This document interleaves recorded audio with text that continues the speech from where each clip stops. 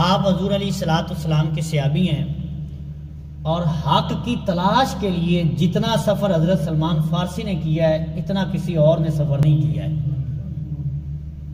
اور میں نے پچھلے جمعہ پر عرض کیا ہے کہ حضور کے جتنے صحابی ہیں نا، ہر ایک کی علیحدہ ہی خاصیت ہے. ہر پھول کی اپنی خوشبو ہے، تو جو پھول ہی حضور کے باغ کے ہوں، ہر خوشبو، ہر پھول جو ہے اس کی اپنی ہی خوشبو ہے، ہر پھول جو ہے وہ نرالا ہے، ہر ایک کا اپنا انداز ہے، اور ہر ایک کو کوئی نہ کوئی حضور نے خاصیت عطا فرمائی ہے. ہر ایک کو کچھ نہ کچھ سرکار نے عطا فرمایا ہے. اور حضرت سلمان فارسی رضی اللہ تعالیٰ عنہ دیگر صحابہ کرام میں سب سے زیادہ عمر والے تھے. سب سے زیادہ عمر حضرت سلمان فارسی رضی اللہ تعالیٰ عنہ کی ہے.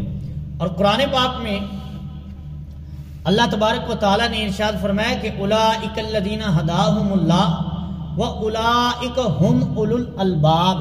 فرمایا یہ وہ لوگ ہیں جن کو اللہ تعالیٰ نے ہدایت عطا فرمائی ہے، اور یہ وہ لوگ ہیں جو صاحب عقل ہیں. تو مفسرین یہاں سے کہتے ہیں کہ اس سے مراد جو ہے وہ حضرت سلمان فارسی ہیں کہ جن کو اللہ تعالیٰ نے ہدایت عطا فرما دی ہے. اور 28واں پارہ سورہ جمعہ میں اللہ تبارک و تعالیٰ نے ارشاد فرمایا کہ وآخرین منہم لما یلحقوا بہم. اس آیت کو سمجھنے کے لیے پچھلی آیت کا سمجھنا ضروری ہے. اور ویسے اس آیت کی پوری تفسیر میں نے حضرت امام اعظم ابو حنیفہ رحمۃ اللہ علیہ تعالی کا آپ کا موضوع بیان کرتے ہوئے میں نے عرض کیا تھا. میں بالکل سمجھانے کے لیے اور ایک سارا اشارہ کر کے آگے چلوں گا کہ اس سے پچھلی آیت میں اللہ تبارک و تعالیٰ نے فرمایا کہ والذی بعث فی الامیین رسولا منہم یتلو علیہم آیاتہ وَيُزَكِّيهِمْ وَيُعَلِّمُهُمُ الْكِتَابَ وَالْحِكْمَةَ وَإِن كَانُوا مِن قَبْلُ لَفِي ضَلَالٍ مُبِينٍ. تو اللہ تعالیٰ نے اپنے محبوب کی رسالت کو بیان فرمایا کہ وہ رب ہے جس نے اپنے محبوب کو مبعوث فرمایا ہے ان میں جو کہ بظاہر ابھی پڑھے لکھے نہیں ہیں، فی الامیین رسولا. اب وہ کیا کرتے ہیں؟ یعلمہم الکتاب والحکمہ، وہ ان کو کتاب بھی سکھاتے ہیں، ان کو حکمت بھی سکھاتے ہیں، اور ان کو پاک بھی کرتے ہیں. رسولا منہم یتلو علیہم آیاتی ویزکیہم ویعلمہم الکتاب والحکمہ. یہ 4 عمل اللہ تعالیٰ نے اپنے محبوب کے بیان فرمائے، اور آگے فرمایا کہ اگرچہ اس سے پہلے جو ان کو ہدایت حاصل نہیں تھی. اب آگے فرمایا کہ وآخرین منہم لما یلحقوا بہم، کہ اللہ تعالیٰ کے محبوب کی یہ شان ہے کہ جو ابھی حضور سے ملے نہیں ہیں حضور ان کو بھی علم عطا فرمائیں گے، حضور ان کو بھی پاک کریں گے، حضور ان کو بھی حکمت عطا فرمائیں گے. اب جب یہ آیت حضور علیہ السلام نے پڑھی کہ وآخرین منہم لما یلحقوا بہم، کہ ان کو بھی حضور یہی کچھ عطا فرماتے ہیں جو حضور نے اپنے غلام صحابہ کرام کو عطا فرمایا ہے، اور جو بعد میں حضور کے غلام آئیں گے ان کو بھی حضور عطا فرماتے ہیں. تو معلوم ہوا علم ہو حکمت ہو ملتی حضور کے در سے ہی ہے. اور یہ بھی پتا چلا قرآن کا فیصلہ ہے کہ حضور علیہ السلام جس طرح ظاہری حیات میں اپنے غلاموں کی تربیت فرماتے تھے، حضور آج بھی اپنے غلاموں کی تربیت فرما رہے ہیں. قرآن اس بات پہ گواہ ہے کہ حضور علیہ السلام ان کو بھی عطا فرماتے ہیں. لما یلحقوا بہم، یہ آیت بالکل واضح ہے کہ سرکار علیہ السلام پر یہ آیت نازل ہوئی، سورہ جمعہ میں موجود ہے. فرمایا کہ حضور ان کو بھی علم عطا فرماتے ہیں جن کی ملاقات حضور سے نہیں ہوئی، یعنی جو حضور کے بعد آئیں گے ان کو بھی علم حضور سے ہی ملنا ہے. تو پھر مان لو نا کہ تو زندہ ہے واللہ، تو زندہ ہے واللہ، میری چشمے عالم سے چھپ جانے والے. تو اللہ تعالیٰ نے اپنے محبوب کو یہ عظمت اور طاقت عطا فرمائی. اور پھر دوسری بات دیکھیں، سورہ والضحیٰ میں اللہ تعالیٰ نے ارشاد فرمایا وَلَلْآخِرَةُ خَيْرٌ لَكَ مِنَ الْأُولَىٰ. فرمایا اے محبوب آپ کی جو شان ہے نا یہ ہر لمحے میں بڑھے گی، یعنی جو اس لمحے میں جو شان ہے اگلے لمحے میں اللہ تعالیٰ اور شان عطا فرمائے گا، اس سے اگلے لمحے میں اور شان عطا فرمائے گا. تو اب جب حضور علیہ السلام اپنی ظاہری حیات میں غلاموں کو علم عطا کر رہے تھے تو یہ اب شان بڑھنی ہے یا گھٹنی ہے؟ یہ شان تو بڑھے گی نا. تو اللہ تعالیٰ کے محبوب جب اپنی زندگی میں اپنے غلاموں کو سب کچھ عطا فرماتے تھے، تو ہمارا یقین اور عقیدہ ہے کہ حضور آج بھی اب بھی جو ہے وہ اپنے غلاموں پہ کرم بھی فرماتے ہیں، اور جو ان کو مشکل ہوتی ہے سرکار عطا بھی فرماتے ہیں۔ علم بھی حضور کے در سے حاصل ہوتا ہے، حکمت بھی حضور کے در سے حاصل ہوتی ہے۔ وَآخَرِينَ مِنْهُمْ لَمَّا يَلْحَقُوا بِهِمْ، اور پھر جب حضور علیہ السلام نے اس آیت کریمہ کو تلاوت فرمایا، حضرت ابو ہریرہ رضی اللہ تعالیٰ نے اس حدیث کے راوی ہیں، آپ بیان کرتے ہیں کہ صحابہ کرام نے عرض کی یا رسول اللہ علیہ السلام کہ یہ کن کا ذکر ہے کہ وآخرین منہم، جو بعد میں آئیں گے، لما یلحق بہم، آپ سے ملاقات بھی نہیں ہوگی لیکن آپ سے علم لیں گے، آپ سے علم حاصل کریں گے، تو یہ کن کا ذکر ہے؟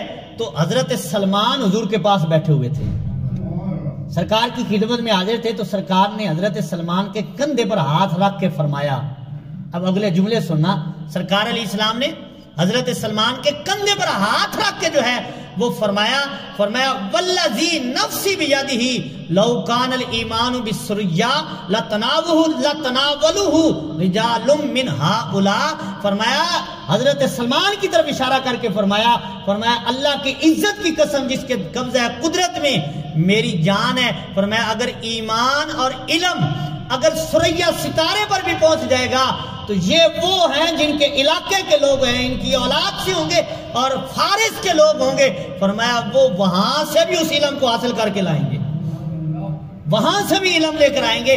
تو اس انداز سے دیکھا جائے تو یہ آیت کریمہ حضرت سلمان فارسی رضی اللہ تعالیٰ عنہ آپ کی شان اور عظمت کو بیان فرما رہی ہے کہ سرکار نے ان کی طرف اشارہ فرمایا ان کے لوگ ہوں گے جو علم حاصل کریں گے اور مجھ سے علم لیں گے۔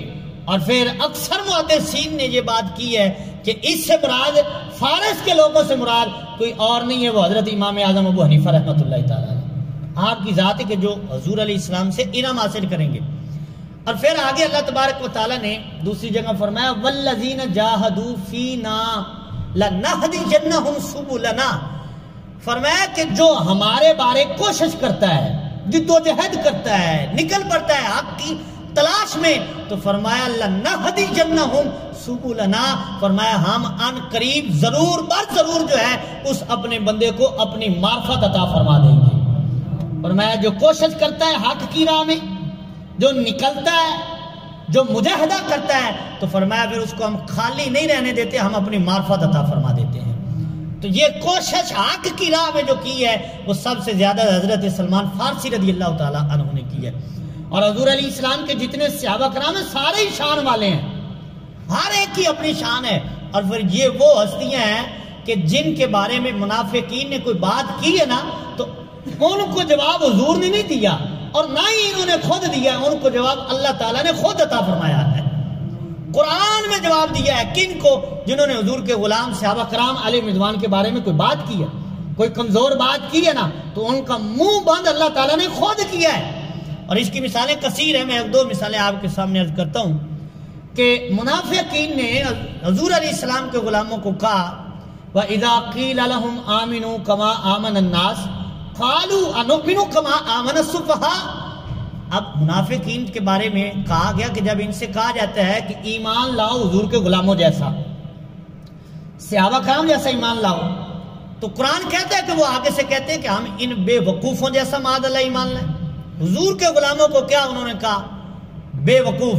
تو اب اللہ تعالیٰ نے پتہ کیا جواب دیا؟ فرمایا الا انہم ہم السفہاء، فرمایا خبردار بے وقوف حضور کے غلام نہیں، بے وقوف وہ ہیں جو ان کو باتیں کر رہے ہیں، جو انہوں نے کہا اللہ تعالیٰ نے وہی جواب دیا ہے۔ فرمایا یہ بے وقوف نہیں، بے وقوف یہ ہیں جو ان کو کہنے والے ہیں۔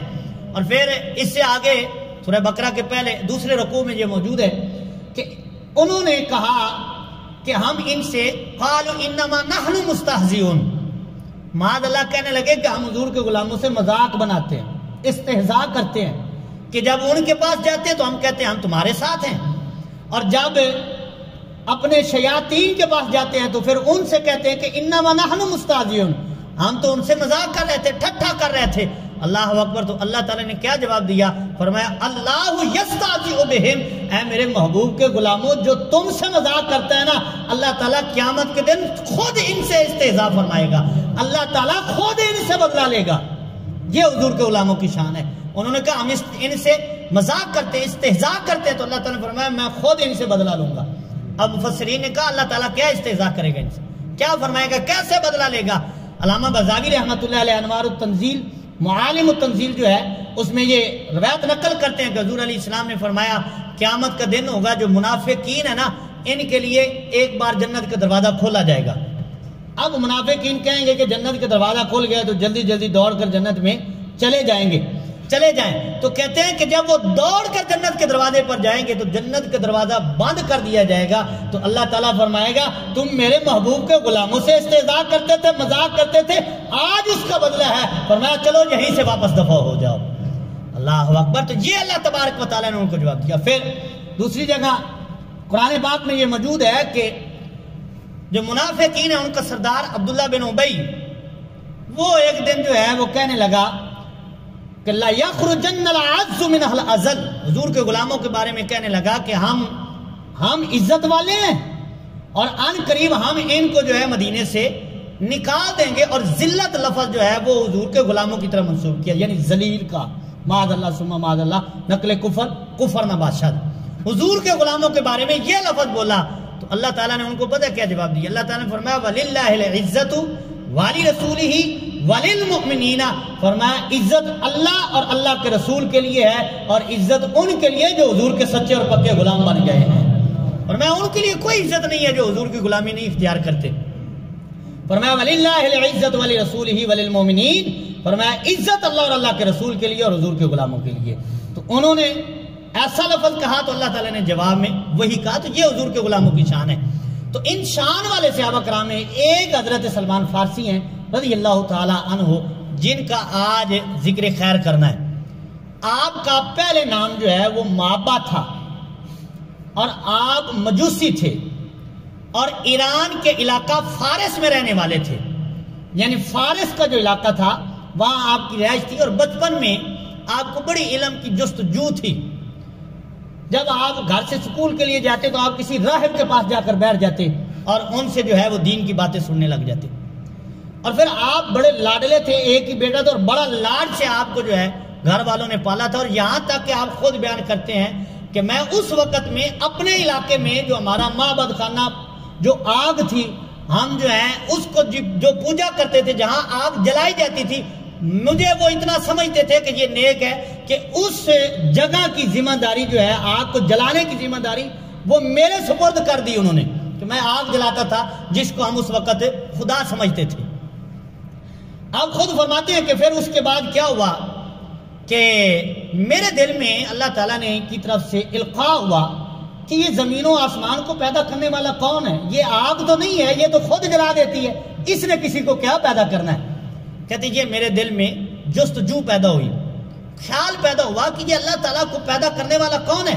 تو فرماتے میں ایک راہب استاد کے پاس گیا اور اس سے کہا کہ یہ میرا خدشہ خیال ہے، اس کو دور کیا جائے. تو انہوں نے مجھے کسی راہب کے پاس بھیج دیا. میں ان کے پاس جاتا اور ان کی باتیں سنتا تو مجھے بڑی اچھی لگتی باتیں، اور اپنا دین مجھے برا لگنا لگ گیا. اور یہ اس وقت کی بات ہے کہ جب تک حضور علیہ السلام نے اعلان نبوت نہیں کیا تھا، اس وقت الہامی دین جو تھا وہ حضرت عیسیٰ علیہ السلام کا ہی دین تھا. جو اس دین پر تھا وہ سچا تھا، وہ ٹھیک تھا. تو حضرت سلمان فارسی کہتے ہیں کہ میں اس کی باتیں سنتا، مجھے اس کی باتیں بڑی اچھی لگنے لگ گئی. میں گھر دیر سے جاتا تو ایک دن میرے گھر والوں کو پتہ چل گیا کہ یہ تو ہمارا دین چھوڑ رہا ہے اور اس کی توجہ جو ہے وہ دوسرے دین کی طرف، عیسائیوں کی طرف ہو رہی ہے. اور یہ ایرانی اور رومی جو ہیں ان کی ہمیشہ شروع سے بڑی لڑائی تھی. ایران والے جو ہیں یہ مجوسی تھے اس وقت، اور روم والے جو تھے یہ عیسائی تھے. تو یہ آپس میں بڑا ان کا جو ہے وہ جنگ و قتال رہتا تھا. تو اس لحاظ سے بھی وہ نہیں چاہتے تھے کہ ہمارا بیٹا جو ہے جو عیسائیت کو قبول کر لے، اس مذہب کو قبول کر لے. تو جب انہوں نے دیکھا کہ اس کا رجحان تو ادھر ہو گیا تو حضرت سلمان فارسی فرماتے کہ مجھے گھر میں باندھ دیا اور ہاتھ کڑیاں لگا دی، بیڑیاں ڈال دی کہ باہر نہیں نکلنا. تو کہتے میں نے کسی طرح ان سے پیغام بھیجا کہ مجھے جو ہے نا حق راستے کا بتائیں، میں کہاں جاؤں. تو انہوں نے کہا کہ اگر تو حق تلاش کرنا چاہتا ہے تو شام میں چلا جا. تو اب کہتے ہیں کہ اگر کوئی قافلہ ہو شام کا تو مجھے بتانا، میں اس قافلے کے ساتھ شام چلا جاؤں گا حق کی تلاش میں. تو حضرت سلمان فارسی کہتے ہیں کہ مجھے کسی طرح پیغام پہنچا کہ آج رات کو جو ہے نا ایک قافلہ شام کی طرف سفر کر کے جا رہا ہے. تو آپ کہتے ہیں کسی طرح میں گھر سے نکلا، وہ بیڑیاں جو ہیں ان کو کھولا اور اس قافلے کے ساتھ ہو لیا اور میں شام میں چلا گیا حق کی تلاش میں. اب جب وہاں پہنچا تو میں نے لوگوں سے پوچھا کہ یہاں صحیح مذہب والا عالم کوئی ہے؟ تو انہوں نے ایک بندے کا معبد خانے کو بتایا کہ وہاں ایک راہب ہے، اس کے پاس چلے جاؤ، وہ تجھے سیدھی بات بتائے گا. کہتے میں پہلے اسقف کے پاس گیا، جو ان کے مذہب میں سقف یا اسقف کہتے تھے، جو ان کا بڑا عالم یا راہب جو بھی ہوتا تھا. تو کہتے میں اس اسقف کے پاس گیا تو میں نے بظاہر تو دیکھا کہ وہ بڑا عبادت گزار ہے، لوگوں کو صدقے کا بتاتا ہے، اچھی تعلیم دیتا ہے، لیکن میں اس کو دیکھتا کہ اندر کھاتے جو اس کے اعمال اچھے نہیں تھے. لوگ صدقہ دے جاتے تھے کہ غریبوں کو دے دو، وہ خود کھا لیتا، خود رکھ لیتا، اور لوگوں غریبوں کو نہیں دیتا تھا. تو اس نے تقریباً 4 سے 5 مٹکے آپ فرماتے ہیں کہ سونے اور درم و دینار سے بھرے ہوئے تھے، اسی طرح حاصل کر کر کے. جب وہ مرا تو لوگ آئے تو کہتے ہیں کہ مجھ سے رہا نہ گیا، میں نے لوگوں کو بتا دیا کہ جس کو تم اپنا بڑا عابد زاہد سمجھتے ہو نا اس کا حال دیکھ لو. لوگوں نے کہا کیا ہے؟ تو فرماتے میں نے سارا کچھ بتایا. تو انہوں نے کہا وہ ہے کہاں جو اس نے اکٹھا کیا ہے؟ کہتے میں نے جگہ بتائی، انہوں نے کھودا تو واقعی وہ سب کچھ اس نے سنبھالا ہوا تھا. تو انہوں نے جو ہے اس کو سولی لٹکا دیا اور اس سے بدظن ہو گئے. اسی معبد خانے میں ایک اور اسقف یعنی ان کے عالم راہب کی ڈیوٹی لگ گئی. کہتے میں ان کی خدمت میں لگ گیا. کہتے میں نے ان سے بڑا عبادت گزار کوئی نہیں دیکھا. اچھا کہتے میں ان کی خدمت کرتا رہا. اب ان کا وقت وصال آ گیا تو میں نے ان سے کہا کہ جی آپ تو جا رہے ہیں، مجھے تو راہ بتا کے جائیں نا، میں نے کس جگہ جانا ہے، میں نے کہاں جانا ہے؟ تو کہتے ہیں کہ اس نے کہا کہ میں اور تو کچھ نہیں جانتا، ہاں موصل میں ایک میرا بھائی اسی طرح عابد اور راہب ہے، تو اس کے پاس چلا جا، وہاں جائے گا تو تجھے سیدھا راستہ مل جائے گا. کہتے پھر میں نے وہاں سے شام سے موصل کا سفر کیا. اللہ اکبر، یہ حضور کی غلامی کے لیے بیک رہے ہیں، کتنے سفر کر رہے ہیں. اچھا موصل میں پہنچے تو کہتے میں نے وہاں بھی اس عابد کی عبادت کی، وہ بھی بوڑھا تھا، اس کا وقت وصال آ گیا. میں نے پھر اس سے کہا کہ اب میں کیا کروں؟ تو اس نے کہا اس علاقے میں نہ رہے، نصیبین علاقہ جو ہے نا وہاں چلا جا، وہاں تجھے ایک اللہ کا بزرگ راہب جو ہے وہ مل جائے گا صحیح مذہب والا. کہتے میں اس کے کہنے پر نصیبین چلا گیا، وہاں سے سفر اختیار کیا موصل سے، پھر نصیبین چلا گیا. کہتے جب میں نصیبین پہنچا تو وہ بھی بوڑھا تھا، اس کا بھی آخری وقت تھا. میں نے کہا میں اب کہاں جاؤں، میرا اب کا سفر کہاں ہے؟ انہوں نے کہا اگر تو نے حق کی تلاش کرنی تو پھر اموریا چلا جا. پھر وہاں سے اموریا کے علاقے میں پہنچے. وہاں کہتے میں نے راہب کی بڑی عبادت کی، خدمت گزاری کی، اور اس وقت میں کہتے میں نے کچھ مال بھی اکٹھا کر لیا.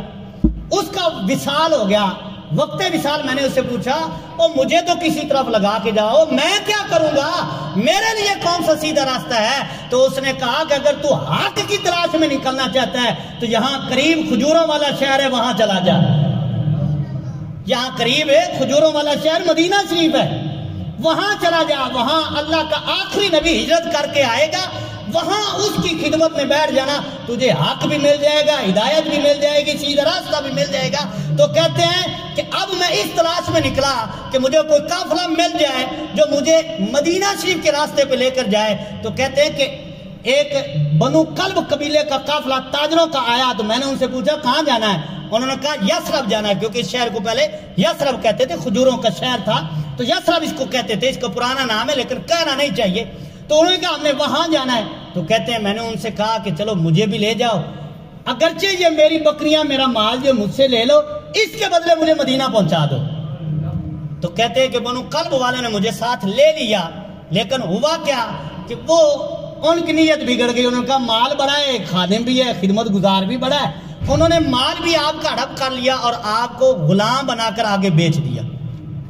اب حضور کی غلامی میں بکنے لگ گئے. حضرت سلمان فارسی کہتے تو مجھے وادی القرا میں غلام بنا کر انہوں نے فروخت کر دیا. میں وہاں خدمت کرنے لگ گیا، اور اتفاق سے کہتے جو میرا آقا یہودی تھا نا، اس کے پاس جب انہوں نے مجھے بیچا، اب یہ وہ وقت تھا جب آپ عیسائیت کو قبول کر چکے تھے اور یہودی کا غلام تھے، تو اس کا چچا زاد بھائی کہتے وہاں آیا. اس نے دیکھا کہ یہ تو خدمت بڑا کرتا ہے، یہ غلام کام بڑا کرتا ہے. تو کہتے ہیں کہ جب اس نے مجھے دیکھا تو اس نے میری قیمت لگائی اور میرے آقا نے مجھے فروخت کر دیا. تو کہتے وہ مجھے خرید کر جو ہے بنی قریظہ لے کر چلا گیا. اور یہ بنو قریظہ جو ہے نا یہ قباء کے بستی قریب ہے, یہ مدینہ شریف کی بستی ہے. کہتے جب میں وہاں پہنچا میں نے شہر دیکھا اور میں نے وہ نشانیاں دیکھی تو کہتے میرے دل کو سکون آ گیا. چلو غلام تو بن گیا ہوں پر ان کے شہر میں تو آ گیا ہوں نا. اللہ اکبر. تو یہ حضور کی غلامی میں ان کا بکنا ہے. یہ حضور کی غلامی کے لیے انہوں نے سارا کچھ کیا ہے, حق کی تلاش میں سب کچھ کیا ہے. حضرت فاروق اعظم رضی اللہ تعالیٰ عنہ, آپ کا غلام جو زیادہ عبادت کرتا نا آپ اس کو آزاد کر دیتے. آپ جو غلام خریدتے دیکھتے جو بڑا عبادت گزار ہے آزاد کر دیتے. تو پھر غلاموں نے یہ طریقہ ہی بنا لیا, جو غلام آتا وہ عبادت میں لگ جاتا, آپ اس کو آزاد کر دیتے. تو لوگوں نے کہا اے فاروق اعظم, اے امیر المومنین, یہ آپ کو دھوکہ دیتے ہیں, یہ عبادت اللہ کی رضا کے لیے نہیں کرتے, یہ عبادت دکھلاوے کے لیے کرتے ہیں کہ میں آزاد ہو جاؤں. تو حضرت فاروق اعظم نے فرمایا چلو کوئی نہیں, دھوکہ دیتے ہیں تو دھوکہ بھی تو اللہ کے نام پر ہی دیتے ہیں نا, تو اللہ کے نام کے لیے مجھے یہ بھی قبول ہے. تو اللہ اکبر, حضور کے نام کے لیے سفر کیے بڑے. اور پھر بنو قریظہ میں جب آپ آئے تو کہتے میرے دل کو سکون ہوا, چلو بستی کو آ گئی ہے نا, غلام ہی صحیح. اب کہتے ہیں کہ جب میں ایک دن جو ہے میں اختصار کروں, آپ کے کچھ فضائل و مناقب بھی میں نے عرض کرنے ہیں. یہ جو اسلام قبول کرنے کا واقعہ ہے نا, اور بڑا طویل واقعہ ہے, اور محدثین نے اور بھی بڑا کچھ لکھا ہے. وہ کہتے ہیں کہ حضرت سلمان فارسی جو وہ 30 لوگوں کے پاس گئے بکنے کے لیے, 30 لوگوں کے غلام بنے حضور کی خاطر. تو حضرت سلمان فارسی کہتے میں ایک دن جو ہے نا کھجور کے درخت پہ چڑھ کر جو ہے نا میں کام کر رہا تھا اپنے آقا کا, کھجوروں پہ کاغذ ڈال رہا تھا یا کھجوریں اتار رہا تھا. کہتے اچانک میں نے دیکھا کہ طلع البدر علینا کی صدائیں بلند ہو گئی ہیں. اللہ اکبر. تو کہتے ہیں کہ وہ میرا جو آقا تھا وہ نیچے درخت کے بیٹھا ہوا تھا, میں کام کر رہا تھا اوپر چڑھ کر. کہتے میں کام کر رہا تھا کہ ایک آدمی دوڑتا ہوا آیا اور اسے آقا سے آ کر کہنے لگا اور تجھے پتا چلا کیا ہوا؟ اس نے کہا کیوں, کیا ہوا؟ اس نے کہا یہاں ایک شخص آیا جو مسلمانوں کا نبی کہلاتا ہے اور نام اس کا فلاں فلاں ہے اور وہ اپنے آپ کو کہتے ہیں کہ میں نبی ہوں. تو حضرت سلمان فارسی کہتے جب میں نے یہ بات کی سنی نا اس کی ہوئی تو کہتے میں ایک بار تڑپ گیا اور قریب تھا کہ میرا ہاتھ چھوٹ جاتا اور میں زمین پہ گر جاتا. فرماتے میں نے اپنے آپ کو سنبھالا. اور پھر آپ ذرا غور کریں کہ جو اتنے سال کسی کا انتظار کر رہا ہو اور جب وہ آ جائے, 1 گھنٹہ کسی کا انتظار کرنا کتنا مشکل ہے, اور انہوں نے کتنے سال حضور کا انتظار کیا ہے, کتنا سفر کیا ہے, کس کے لیے؟ حضور کے لیے کیا ہے. تو اب جب حضور آ گئے تو ان کی حالت کیا ہوگی؟ تو کہتے اس راہب نے, آخری راہب نے جو مجھے نشانیاں بتائی تھی نا, کہتے وہ میں اب دیکھنے کے لیے چلا گیا. لیکن کہتے جب میں نے حضور کو دیکھا تو میرے دل نے کہا یہی سچا نبی ہے. حضرت ابو رافع رضی اللہ تعالیٰ عنہ, ابو داؤد شریف میں حدیث پاک موجود ہے, آپ کافروں کے قاصد بن کر حضور کی خدمت میں آئے تو حضور کو دیکھا تو حضور کے چہرے کو دیکھ کر حضرت ابو رافع کہتے ہیں جیسے ہی میں نے حضور کے چہرے کو دیکھا تو اسلام میرے دل میں ڈال دیا گیا اور کافروں کو خط لکھ دیا کہ تم کوئی اور قاصد ڈھونڈ لو, میں حضور کا غلام بن چکا ہوں. حضور کو دیکھا حضور کے ہو گئے. حضرت سلمان حضور کی خدمت میں آئے, کھجوریں کچھ لے کر آئے اور عرض کیا کہ یہ میں نے آپ کے لیے. سرکار نے فرمایا یہ کیا ہے؟ تو عرض کی کہ یہ صدقہ ہے. تو فرمایا میں صدقہ نہیں کھاتا. وہ نشانیاں بتائی تھی نا, فرمایا میں صدقہ نہیں کھاتا. تو حضرت سلمان کہتے میرے دل کو تسلی ہوئی, چلو ایک نشانی تو پوری ہو گئی ہے نا. اللہ اکبر. اب دوسرا دن یا ہفتے بعد کہتے پھر میں نے کچھ کھجوریں اکٹھی کی اور پھر میں حضور کی خدمت میں آ گیا. پھر میں نے کھجوریں پیش کی. سرکار نے فرمایا یہ کیا ہے؟ عرض کہ حضور یہ ہدیہ ہے, تحفہ ہے. تو سرکار نے قبول بھی فرمایا, خود بھی کھائیں اور اپنے غلاموں کو بھی کھلائیں. تو حضرت سلمان کہتے میرے دل کو اور تسلی ہوئی, چل 2 نشانیاں تو پوری ہو گئی ہے نا.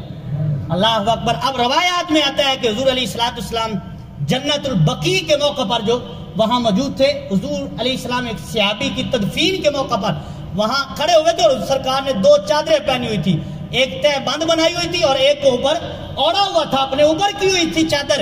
تو حضرت سلمان کہتے ہیں کہ میں حضور کے پیچھے پیچھے کھڑا, کبھی ادھر جاتا کبھی ادھر جاتا. اب سرکار علیہ الصلوۃ والسلام نے دیکھ لیا کہ یہ کیا کہنا چاہتا ہے اور کیا دیکھنا چاہتا ہے, کیونکہ وہ راہب نے نشانی بتائی تھی نا کہ تحفہ قبول کرے گا, صدقہ نہیں لے گا. اور تیسری نشانی ہے کہ اس کے دونوں کندھوں کے درمیان مہر نبوت موجود ہے. حضرت سلمان حضور کے پیچھے پیچھے، تو سرکار نے اپنے آپ ہی چادر اتار دی، کیونکہ وہ تو دلوں کی جانتے ہیں نا، حضور سے تو کوئی شے پوشیدہ نہیں ہے نا، ملکوت ملک میں نہیں کوئی شے وہ جو تجھ پہ یا نہیں، تو حضور علیہ السلام نے خود ہی چادر اتار دی اور سرکار نے فرمایا سلمان تیسری نشانی بھی پوری کر لینا، اللہ اکبر، فرمایا یہ تیسری نشانی بھی پوری کر لے۔ تو حضرت سلمان حضور کی مہر نبوت سے لپٹ گئے اور فرماتے ہیں پھر میرا رونا تھا، میں زاروں قطار رو رہا تھا اور حضور کی خدمت میں عرض کی یا رسول اللہ میں تو آپ کے لیے آیا ہوں۔ تو حضور علیہ السلام نے قبول کیا، حضرت سلمان کو کلمہ پڑھایا، پہلے مابا نام تھا، پھر حضور نے نام آپ کا سلمان رکھا، اور فارسی آپ کو وہ علاقے کی وجہ سے، فارس کی وجہ سے کہا جاتا ہے، آپ فارسی زبان بولتے تھے، اور یہ عرب میں اس وقت کیونکہ یہ فارسی نہیں تھی، تو اب حضور علیہ السلام یہاں بھی ایک بڑا پیارا واقعہ ہے، ذرا توجہ رکھنا۔ حضور علیہ السلام نے فرمایا پھر اپنی داستان سنانا، کہاں سے آیا، کیسے آیا۔ تو اب حضور علیہ السلام بظاہر تو حضور صاحب کو جانتے ہیں، لیکن دکھلانے کے لیے اور دیکھنے کے لیے سرکار نے فرمایا ٹرانسلیشن کرنے کے لیے، یعنی یہ فارسی بولیں گے، عربی بولنے کے لیے اور بتانے کے لیے کوئی بندہ لاؤ جو اس کی بات بتائے کہ یہ کیا کہہ رہا ہے، تاکہ حضور کے غلاموں کو بھی پتہ چل جائے۔ اچھا، اب ایک یہودی تلاش کیا گیا جو فارسی بھی جانتا تھا اور عربی بھی جانتے تھے۔ ابھی حضرت سلمان عربی نہیں جانتے تھے، فارسی جانتے تھے، تو آپ فارسی میں بات کرتے، وہ عربی میں بتاتا جاتا، حضور کے غلام سن رہے تھے۔ حضرت سلمان نے جب یہودیوں کی بات کی نا کہ یہودیوں نے یہ ظلم کیا ہے، تو اس نے بات بدل دی اور کہنے لگا کہ یہ آپ کی بدخوئی کر رہا ہے، آپ کے بارے میں غلط جملے بول رہا ہے۔ تو فوراً جبریل حضور کی خدمت میں آ گئے اور آ کر جبریل نے عرض کی یا رسول اللہ یہ یہودی جھوٹ بولتا ہے، حضرت سلمان آپ کی بدخوئی نہیں، آپ کی تعریفیں کر رہے ہیں، اللہ اکبر، آپ کی تعریفیں کر رہے ہیں۔ تو پھر حضرت جبریل نے حضور علیہ السلام سے عرض کی کہ یا رسول اللہ یہ سلمان کو اپنا لعاب دے دیجئے نا۔ تو سرکار نے حضرت سلمان کو اپنا لعاب عطا فرمایا، اور راوی کہتے ہیں کہ حضرت سلمان نے جیسے ہی حضور کا لعاب چوسا، اس چوسنے کے بعد حضرت سلمان کو فوراً اسی وقت جو ہے وہ ساری عربی پر جو ہے وہ عبور حاصل ہو جاتا ہے، آپ عربی بولنے لگ جاتے ہیں۔ اور القصائص الکبریٰ میں علامہ سیوطی رحمۃ اللہ علیہ نے ایک حدیث نقل کی ہے کہ حضور علیہ السلام نے 6 صحابہ کرام کو ایک علاقے میں بھیجا کہ تم فلاں علاقے میں چلے جاؤ، اور تم فلاں علاقے میں چلے جاؤ، تم فلاں علاقے میں چلے جاؤ، وہاں جا کر تبلیغ کرنی ہے۔ اب جو گئے ان کی زبان عربی تھی، اب جہاں جانا ہے کسی کی کوئی زبان ہے، کسی کی کوئی زبان ہے، وہاں کے علاقے کی علیحدہ علیحدہ زبان ہے۔ تو راوی کہتے ہیں کہ حضور نے جب فرمایا نا کہ تم فلاں علاقے میں چلے جاؤ، جس صحابی کی حضور نے جس علاقے میں ڈیوٹی لگائی تھی، جب وہاں وہ پہنچتا ہے اس کو اس علاقے کی زبان اپنے آپ ہی آنے لگ جاتی ہے، اللہ اکبر۔ یہ حضور کی زبان سے نکلے ہوئے جملے تھے کہ سرکار نے فرمایا تو علاقے میں چلا جا، جب وہاں پہنچتے ہیں تو ان کو وہاں کی زبان بھی آ جاتی ہے۔ حضرت سلمان کو عربی زبان آ گئی، پھر اپنی داستان سنائی 1 سال تک تقریباً جو ہے، پھر بعد میں آپ نے جو ہے وہ غلامی اختیار کی۔ ایک دن آج کی یا رسول اللہ میں آپ کی بارگاہ میں حاضر ہونا چاہتا ہوں، وہ مجھے آنے نہیں دیتا، مجھے آزاد ہی کرا دیجیے، اللہ اکبر۔ مجھے سرکار نے فرمایا جا پھر اس سے مکاتبت کر لے۔ عربی میں مکاتبت کہتے ہیں کہ وہ غلام جو لکھ پڑھ کر لے، آقا کو کہا میں اتنے پیسے دوں گا، اس کے بعد میں آزاد ہوں، وہ کہا ٹھیک ہے اتنے پیسے لے آ، میں تجھے آزاد کر دوں گا۔ حضرت سلمان مکاتبت کے لیے گئے اس کے پاس، اللہ اکبر، جن کے خریدار ہی حضور ہوں، اللہ اکبر۔ تو حضرت سلمان نے کہا کہ تو مجھے بیچے گا؟ تو اس نے کہا تیرا کون ہے؟ تو فرمایا تجھے پتہ نہیں، جس کا کوئی نہیں میرے وہ ہیں۔ سرکار نے فرمایا نا کہ جس کا کوئی نہیں اس کا میں ہوں۔ تو حضرت سلمان نے کہا تو مکاتبت مجھ سے کر، کتنے پیسے لے گا؟ اس نے کہا ٹھیک ہے پھر کر لیتے ہیں۔ کہا کہ ایسا کر 300 درخت کھجورے کے لگا کر دے، اللہ اکبر۔ کھجور کا درخت بڑا 7-8 سال میں اگتا ہے اور پھر بڑی دیر سے اس پر پھل لگتا ہے، اللہ اکبر۔ اس نے کہا اس کا تھا کہ نہ اتنے درخت لگیں گے، اس کے پاس اتنے درخت کہاں سے آئے، نہ اتنے درخت ہوں گے اور نہ اگیں گے، نہ کھجوریں لگیں گی اور نہ ہی یہ آزاد ہوگا۔ اور پھر آگے اس نے کہا کہ ایسا کر 40 اوقیہ سونا لا کر دے، یہ آج کل ہماری زبان میں تقریباً 15 تولہ سونا بنتا ہے۔ اس نے کہا اتنا سونا لا کر دے پھر میں تجھے آزاد کر دیتا ہوں۔ تو حضرت سلمان یہ بات سن کرنا حضور کی خدمت میں آ گئے اور پریشان کہ یا رسول اللہ اس نے تو اتنا لگا دیا ہے۔ اب عرض کرنے لگے تو ایک روایت میں آتا ہے کہ حضرت صدیق اکبر نے ان کا بازو پکڑ لیا اور میں سلمان چپ کر جا، جو حضور کہتے تو سنتا جا، یا جو ہو کہہ دینا وہ ہو جانا تو حضور علیہ السلام نے فرمایا اپنے بھائی کی مدد کرو. تو کوئی کھجوروں کے 5 پودے، کوئی 15، کوئی 20، کوئی 30 پودے لا کر جو ہے وہ حضرت سلمان کے لیے 300 پودے جو وہ پورے کیے گئے. اللہ اکبر. اب جب پودے آ گئے سرکار نے فرمایا سلمان جا کیاری بنا، میں آتا ہوں. سرکار نے فرمایا میں آتا ہوں، جا کر کیاری بنا. تو حضور علیہ السلام کے کہنے پر حضرت سلمان نے کیاری بنائی. کھجوروں کی 300 کی جگہ حضرت سلمان نے بنا دی. حضور علیہ السلام نے کرم فرمایا، سرکار نے وہ 300 پودے اپنے ہاتھ سے لگائے. یہ سرکار کرم فرماتے ہیں کہ میرے کریم سے گر قطرہ کسی نے مانگا. یہ اعلیٰ حضرت نے ایسے نہیں کہہ دیا کہ میرے کریم سے گارے قطرہ کسی نے مانگا، تو پھر قطرہ کیا دریا بہا دیے ہیں، دربے بہا دیے ہیں. جدھر جدھر گئے کرم ہی کرم کرتے گئے، کسی نے مانگا نہ مانگا وہ جولیاں بھرتے گئے. اللہ اکبر. تو حضرت سلمان نے جا کر کیاری بنائی، سرکار نے کرم فرمایا، حضور آگے، حضور نے اپنے ہاتھ سے وہ 300 پودا لگایا. اور ایک روایت میں کہ اگلے دن ہی وہ پودا بن گیا، اور دوسری روایت میں کہ سال میں وہ جو ہے وہ 300 کے 300 درخت جو ہے وہ بڑے بھی ہو گئے، ان پر کھجوریں لگ بھی گئی اور پک بھی گئی. یہ حضور کا معجزہ ہے، یہ حضور کا کرم ہے. اور پھر دوسری روایت سنیے، علامہ ابو نعیم آپ لکھتے ہیں یہ دلائل النبوہ میں، آپ فرماتے ہیں کہ حضور علیہ السلام نے جب درخت لگائے نا تو ایک درخت جو ہے، ایک پودا جو حضرت فاروق اعظم نے پکڑ کر لگا دیا. اگلا دن ہوا دیکھا باقی سارے ہی پودے اگ گئے، وہ ایک نہیں اگا. 299 پودے بن گئے، وہ ایک نہیں اگا، وہ ایک نہیں اگا، وہ نہیں درخت بنا. تو حضور نے پوچھا یہ کیا ہوا؟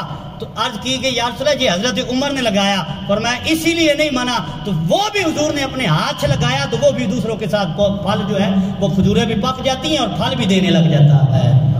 تو یہ حضور علیہ السلام کا کمال ہے اور یہ حضور کا اپنے غلاموں پہ کرم ہے. تو حضرات گرامی یہ شرط پوری ہوگی تو کہیں سے ایک انڈے کے برابر سونا حاصل ہوا، حضور کی خدمت میں پیش کیا گیا. سرکار نے فرمایا سلمان کہاں ہے، اس کو بلاؤ. اللہ اکبر. حضرت سلمان حضور کی خدمت میں حاضر ہوئے. آج کی یا رسول اللہ حکم ہو.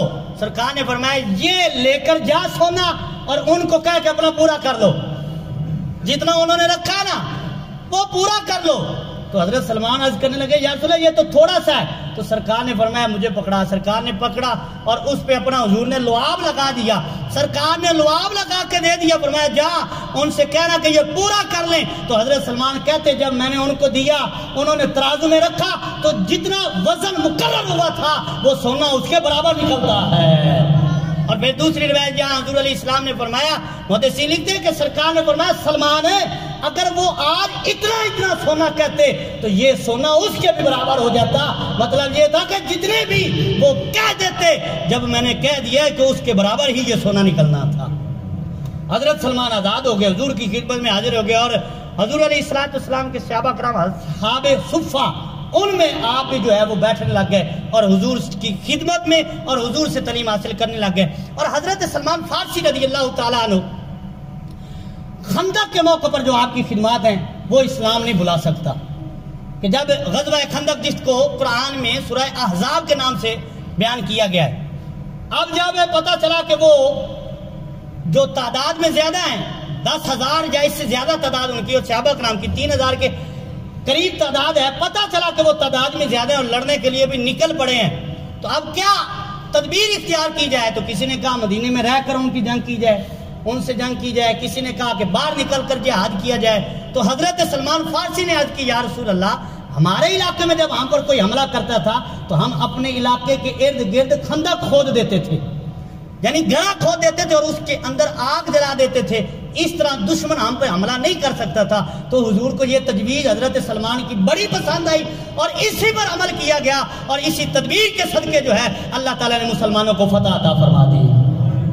غزوہ خندق کے موقع پر جو تدبیر ہے وہ حضرت سلمان فارسی رضی اللہ تعالیٰ عنہ آپ نے پیش کی ہے. اور پھر حضور علیہ السلام نے فرمایا کہ حضور علیہ السلام کے صحابہ کرام اور اصحاب صفہ میں جب حضرت سلمان شامل ہوتے نا تو کسی نے کہا کہ یہ انصاری صحابی ہیں اور کسی نے کہا کہ یہ مہاجر صحابی ہیں کہ انہوں نے ہجرت کی ہے. یہ ہجرت کر کے آئے، یہ لہذا یہ مہاجرین میں شامل ہو گئے۔ اور کسی نے کہا نہیں نہیں یہ تو یہاں رہتے تھے، یہ انصاری صحابہ میں شامل ہوں گے۔ مہاجرین ان صحابہ کرام کو کہتے ہیں جو مکہ سے ہجرت کر کے مدینہ شریف آئے تھے، اور انصار صحابہ ان کو کہتے ہیں جو وہاں پہلے رہتے تھے اور حضور کے غلاموں کی مدد بھی کی اور حضور پر ایمان بھی لائے اور کلمہ بھی پڑھا اور حضور کو جگہ بھی دی، ملک بھی دیا، وطن بھی دیا، ان کو انصار صحابی کہتے ہیں۔ تو اب جب یہ بات ہوئی نا، کسی نے کہا کہ یہ انصار صحابی ہیں اور کسی نے کہا یہ جب مہاجر صحابی ہیں، تو سرکار نے فرمایا نہ یہ انصاری ہیں نہ یہ مہاجر ہیں، سلمان منا اہل البیت، فرمایا سلمان تو میری اہل بیت میں شامل ہے۔ اللہ اکبر، سرکار نے پھر کتنا کرم فرمایا، فرمایا سلمان تو میری اہل بیت میں ہے، نہ یہ انصاری میں ہے نہ یہ مہاجرین میں ہے، اللہ نے ان کو میری اہل بیت میں شامل کر دیا ہے۔ اللہ اکبر، یہ سرکار کا کرم ہے، جس کو جیسے چاہیں سرکار نواز دیں۔ اور پھر ایک حدیث پاک میں یہ موجود ہے کہ حضور علیہ السلام ایک دن آسمان کی طرف دیکھ رہے تھے، نظر مبارک اٹھا کر، نظر کرم کو اٹھایا، آسمان کی طرف دیکھا تو صحابہ کرام نے عرض کی یا رسول اللہ یہ کیا ہے، آپ آسمان کی طرف کیا نظر فرما رہے ہیں؟ تو سرکار نے فرمایا رأیت ملکن عرج بعمل سلمان، فرمایا میں فرشتے کو دیکھ رہا ہوں کہ وہ حضرت سلمان کے نیک اعمال کو آسمانوں کی طرف لے کر جا رہا ہے۔ اللہ اکبر، اللہ اکبر، تو یہ ان کا مقام ہے، کیوں کہ وہ حضور کے غلام ہو گئے۔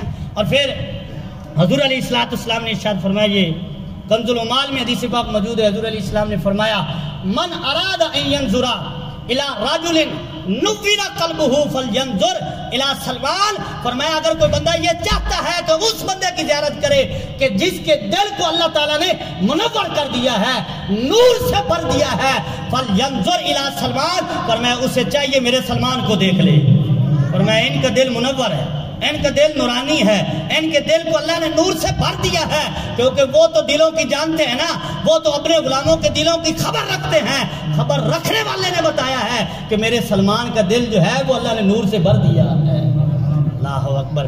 اور پھر حضور علیہ السلام نے حضرت سلمان کا مقام بیان کرتے ہوئے فرمایا کہ سب سے پہلے جو سبقت کرنے والے ہیں عرب میں جنت کی طرف وہ میں ہوں، اور فرمایا روم سے سب سے پہلے جنت کی طرف سبقت کرنے والے وہ صہیب ہے، اور فرمایا حبشہ سے سب سے پہلے جو سبقت کرنے والے جنت سے کی طرف ہیں وہ حضرت بلال ہیں، اور فرمایا فارس سے جنت کی طرف سب سے پہلے اگر کوئی جانے والا ہے تو وہ حضرت سلمان ہیں۔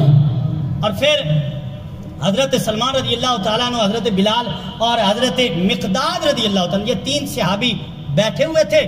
حضرت ابو سفیان گزرے قریب سے، ابھی آپ نے کلمہ نہیں پڑھا تھا، تو ان کے بارے میں انہوں نے کوئی بات کر دی، حضرت صدیق اکبر نے ان کو روک دیا، فرمایا ایسا نہ کہو، مکے کے سرداروں کے بارے میں ایسے بات نہ کرو، ان کی منشا اور تھی، مصلحت کی منشا تھی، حضرت صدیق اکبر تھی، اور جا کر حضور کی بارگاہ میں عرض کیا یا رسول اللہ حضرت سلمان، حضرت صہیب اور حضرت جو بلال ہیں یہ ابو سفیان کے بارے میں ایسے بات کر رہے ہیں، تو سرکار نے فرمایا اے ابو بکر لگتا ہے تو نے ان کو ناراض کر دیا ہے، کن کو؟ حضرت سلمان کو، اور ساتھ سرکار نے فرمایا جن سے وہ ناراض ہو جاتے ہیں ان سے اللہ بھی ناراض ہو جاتا ہے۔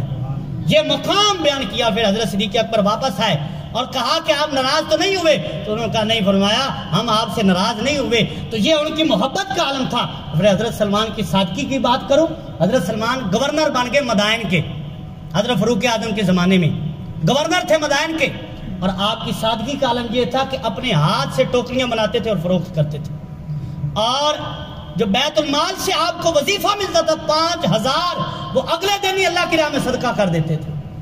اور سادگی کا عالم یہ تھی کہ ایک ہی لباس پہنا ہوا ہے، ایک ہی چادر پہنی ہوئی، بازار میں جا رہے، اور یہاں تک کہ ایک دن آئے ایک بندہ باہر سے آیا، اس کے پاس کچھ سامان تھا، اس نے حضرت سلمان کو دیکھا اور کہا کہ یہ میرا، سمجھا کہ یہ غلام ہے، سادگی جو تھی، لباس جو اتنا سادہ تھا وہ سمجھا کہ یہ غلام ہے، تو اس نے کہا کہ یہ میرا سامان اٹھا کر میرے گھر چھوڑ کر آؤ۔ تو آپ نے یہ نہیں کہا میں گورنر ہوتا ہوں وقت کا، میں مدائن کا گورنر ہوں، آپ مجھے یہ کہہ رہے ہیں، کتنے لاکھ فوجیوں کے آپ سپاہ سالار تھے، لیکن اس نے کہا کہ میرا سامان اٹھاؤ گھر پہنچا آؤ۔ تو حضرت سلمان نے سامان اٹھایا اور اس کے ساتھ چلنے لگے۔ جب بازار گئے تو لوگوں نے کہا یہ کیا سلمان، آپ ہمارے گورنر ہیں، آپ بادشاہ ہیں یہاں کے، آپ امیر ہیں، آپ کیا کر رہے ہیں؟ اس نے جب دیکھا کہ لوگ اس کو امیر کہہ رہے ہیں جس کو میں نے سامان اٹھایا ہوا ہے تو معذرت کی، تو انہوں نے کہا کوئی بات نہیں، معذرت کرنے کی ضرورت نہیں ہے، اب تیرا سامان میں گھر چھوڑ کے ہی آؤں گا۔ اللہ اکبر۔ تو یہ سادگی کا عالم تھا، وقت کے گورنر ہیں، اور سادگی کا عالم یہ ہے کہ لوگوں کا سامان اٹھا کرو۔ بلکہ ایک بڑی پیاری بات آپ کی لکھی ہوئی ہے کہ حضرت سلمان کبھی کبھار جنگل میں جاتے اور لکڑی سر پہ اٹھا کر لاتے، اور جب راستے میں کوئی آتا نا تو ان کو کہتے کہ گورنر کو راستہ کو دے دو۔ یہ سادگی کا عالم تھا، یعنی مزاح فرماتے تھے اور لوگوں سے کہتے میں گورنر ہوں، میں گورنر آ رہا ہوں، راستہ تو دے دو۔ اور ہوتا حالت کیا ہوتی، ایک چادر پہنی ہوئی اور مزدوری کرتے ہوئے سر پہ جو ہے وہ لکڑیوں کا گٹھڑا اٹھایا ہوا ہے۔ اللہ اکبر، اللہ اکبر۔ تو یہ ان کی حالت تھی۔ اور ابو الدرداء رضی اللہ تعالیٰ عنہ، آپ کو حضور علیہ السلام نے جب وہ مواخات مدینہ شریف میں قائم کی گئی، یعنی مہاجر اور انصاری صحابی کو بھائی بھائی بنایا گیا، تو ان میں حضرت ابو الدرداء کا آپ کو بھائی بنایا گیا، اور پھر آپ نے یہ بھائی چارہ ساری زندگی نبھایا۔ اور ایک دن حضرت ابو الدرداء کے پاس آپ خود تشریف لے گئے رات وہاں ٹھہرنے کے لیے، تو کیا دیکھا کہ حضرت ابو الدرداء ساری رات عبادت کرتے ہیں، گھر والوں کا خیال نہیں، بچوں کا خیال نہیں ہے، لباس کا خیال نہیں ہے، محنت مزدوری کا خیال نہیں ہے۔ تو جب آپ کی گھر والی نے بھی حضرت سلمان سے کہا کہ یہ ایسا ایسا کرتے ہیں، تو حضرت سلمان نے دیکھا وہ آپ کو بستر لگا کر دیا اور خود عبادت کرنے کے لیے مصلی بچھایا، تو فرمایا رہنے دے عبادت کرنے کو، ہم سو جاتے ہیں، پکڑ کر سلا دیا۔ اب انہوں نے ٹالا بھی نہیں ہے، سلا دیا، وہ سو گئے۔ صبح تہجد کا وقت ہوا، حضرت سلمان خود بھی اٹھے، ان کو بھی اٹھایا، فرمایا چل اٹھ، اب اللہ کی عبادت کرتے ہیں۔ اللہ کی عبادت کی اور ان سے کہا کہ تجھ پہ رب کا بھی حق ہے، تیرے اہل خانہ کا بھی حق ہے، اولاد کا بھی حق ہے، ہر ایک کے حق کو جو ہے، اپنے جسم کا بھی حق ہے، اس حقوق کو ادا کرو۔ تو جب سرکار علیہ السلام کی خدمت میں فجر کی نماز ادا کرنے کے لیے گئے، یہ بات عرض کی گئی تو سرکار نے فرمایا سلمان نے سچ ہی فرمایا ہے، سلمان نے سچ کہا ہے۔ اتنے پاکیزہ اور ایسے صوفی صحابی تھے، اور صوفیاء کی جو بنیاد رکھنے والے ہیں وہ بھی حضرت سلمان فارسی ہیں۔ اور حضرت صدیق اکبر رضی اللہ تعالیٰ عنہ، سلسلہ نقش بندی جو ہے وہ حضرت صدیق اکبر تک جاتا ہے، لیکن خلافت میں اور طریقت میں حضرت صدیق اکبر کے جو خلیفہ ہے وہ کون ہے؟ وہ حضرت سلمان فارسی ہیں۔ سرکار نے ان کو اپنی خلافت عطا فرمائی۔